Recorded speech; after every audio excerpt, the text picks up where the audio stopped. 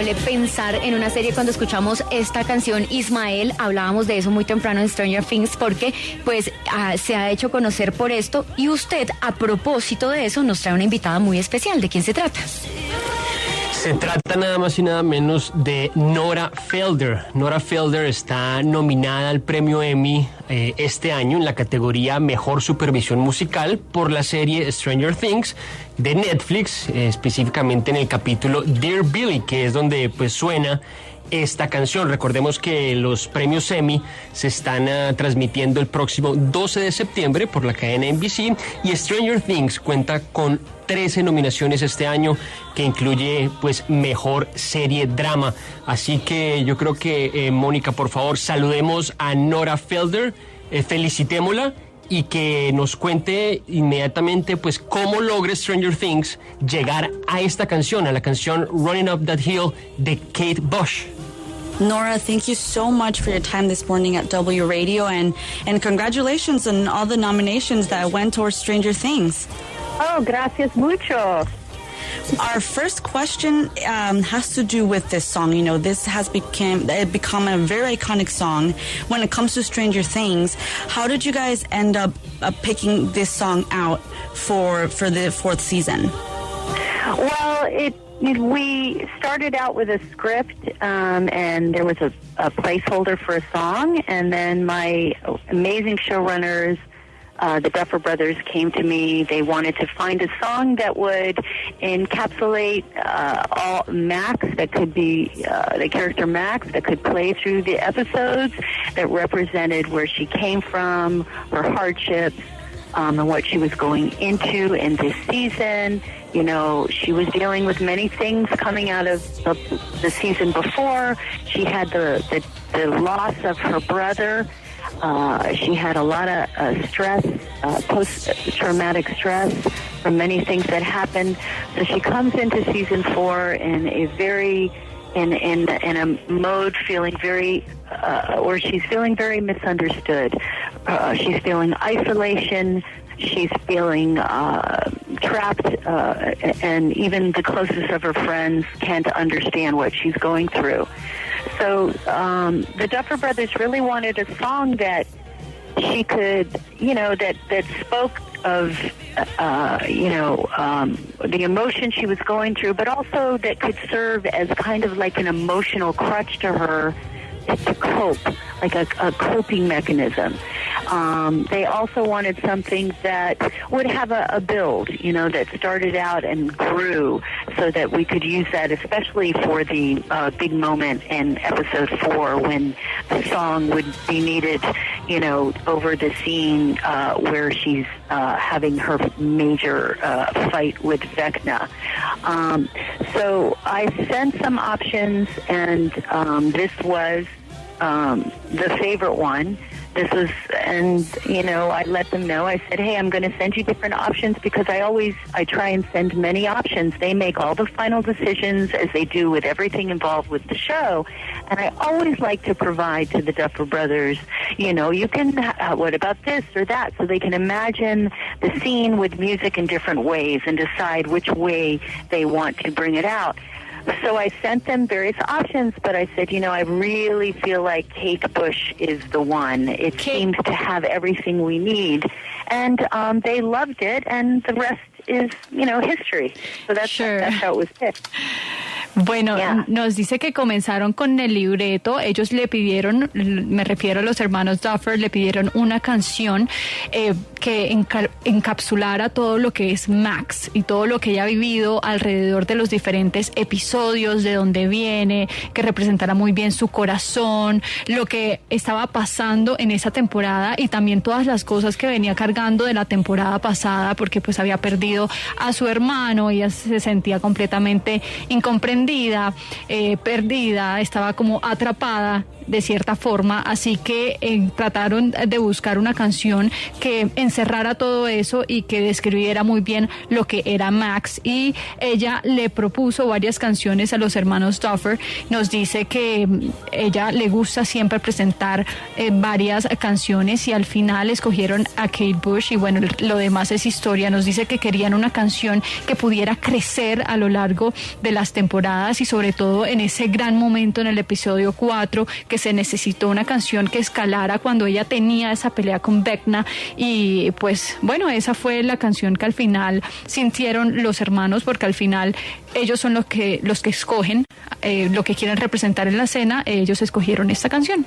Mónica, y por supuesto hay otra canción importante, no solo fue Running Up That Hill, también estuvo en el último episodio de esta cuarta temporada Master of Puppets de Metallica. Retoman también este clásico obviamente del thrash metal. Pregúntele en este caso cómo llegan a Metallica, cómo logran ese permiso y por qué esta canción en específico, y pues que se hiciera de hecho una interpretación real por parte del personaje Eddie Munson.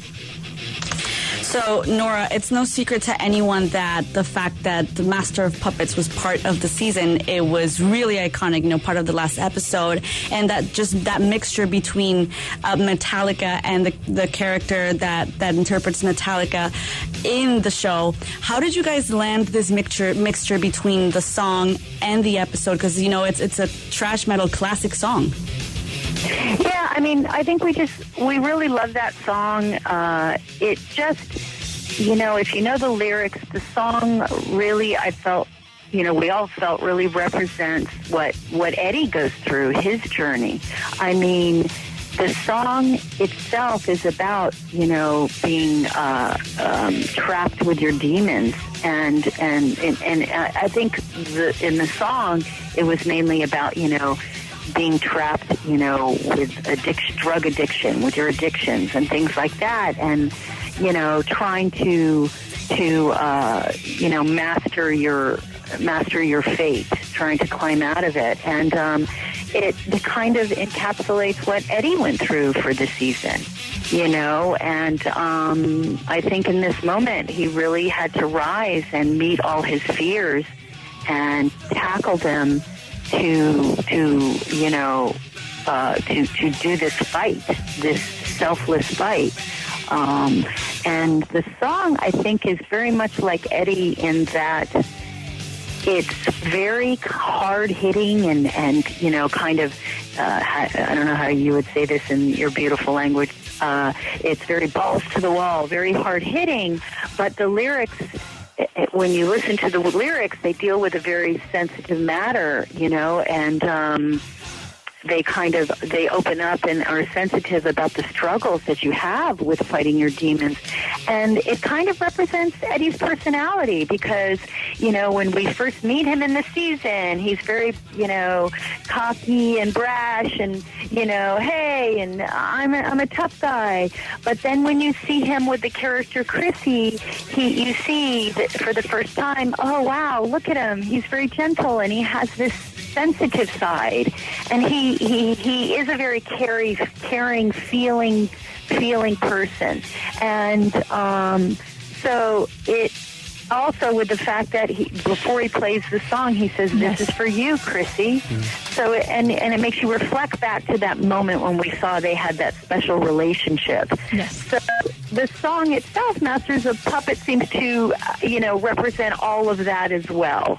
Tough on the outside, but emotional depth within the song, that represents Eddie and his and just fighting to get through. Yes. Bueno, nos dice que la letra representa muy bien lo que es Eddie, su travesía, su vida, lo que él atraviesa. La canción se trata de lidiar con los demonios que tiene una persona. La canción se trata de eso y pues Eddie estaba también atrapado con esos demonios y luchando con esos demonios. La canción habla de lidiar con la adicción de las drogas y pues él también está tratando de dominar todo eso, tratando de salir y encapsula película, todo lo que pasó alrededor de este personaje de Eddie, que en el momento pues es bastante rudo, se muestra como bastante creído, es bastante fuerte, y luego cuando está con Chrissy se ve su lado más gentil, más sensible, que eso también muestra la canción, porque la canción también se abre a mostrar esto y cómo, digamos, esta vulnerabilidad de pelear con los demonios. Así que nos dice que a pesar de que Eddie es un personaje bastante duro, después se torna sensible con Chrissy y la canción lo representa muy bien.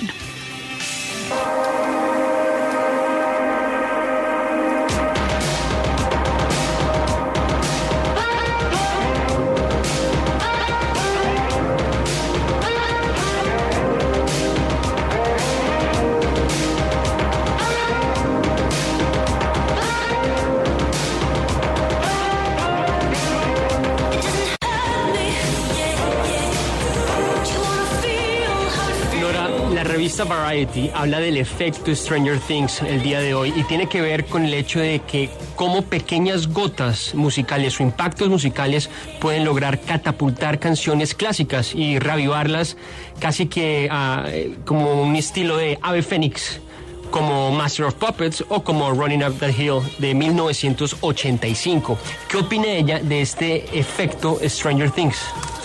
Nora, so we read in Variety magazine about this specific Stranger Things effect.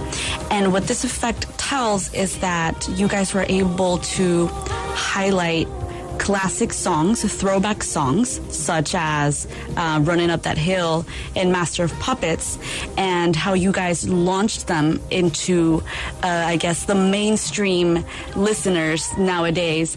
And so the question is, what's your opinion on this Stranger Things effect that my colleague described as sort of like you rising from the ashes when it comes to these throwback songs? Well, I think it's remarkable. We're myself and the producers, we're stunned and elated. We're very happy about what's happened. We couldn't have predicted something like this, where songs from 40 years ago, many decades ago. I think these are from 1986, right? That have this resurgence and come back and go beyond where they went, when they first came out.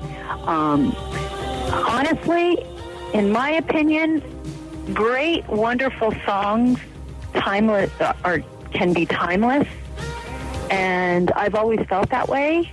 I've always loved to work on projects where I pick songs where I feel like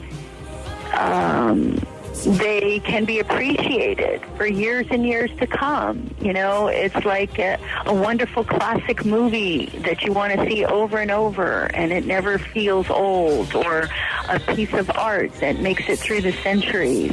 I think music can be the same way. I've always felt that way about songs. So the fact that these songs are having a resurgence and another life so much later gives me such hope that, people will realize that music can be timeless too. And yes, it's wonderful to always keep your ears open for new things, but there's wonderful classic songs and important messages that have come out decades, years, and perhaps even centuries ago that we can all appreciate as well. So that's one point. So for this happening, I think is amazing. But the second point is the main thing, yes, the Stranger Things effect. People love this story. I think that everyone seems, and the young and the old, it's very cross-demographic, they find something in themselves with the story. They relate to it. I think there's something for everyone. So when everyone's engaged, it's not just the young kids, it's also the older parents and grandparents that are enjoying this show. It brings families together. So I think it only makes sense that the music would bring the families together as well, as with these songs and many other songs too. So I think that in itself is the entirety of the Stranger Things effect. Bueno, nos dice, the story related, the story itself, and related with the music and everything else about it, just always kind of comes out or in a big way. Sure. So I guess that is, I haven't read that article yet, but I guess, that is the Stranger Things effect that they're talking about. Sure. And it's really magnificent. It really is. Nos dice que es destacable que todos los productores estaban impresionados y felices también de lo que pasó con esta canción.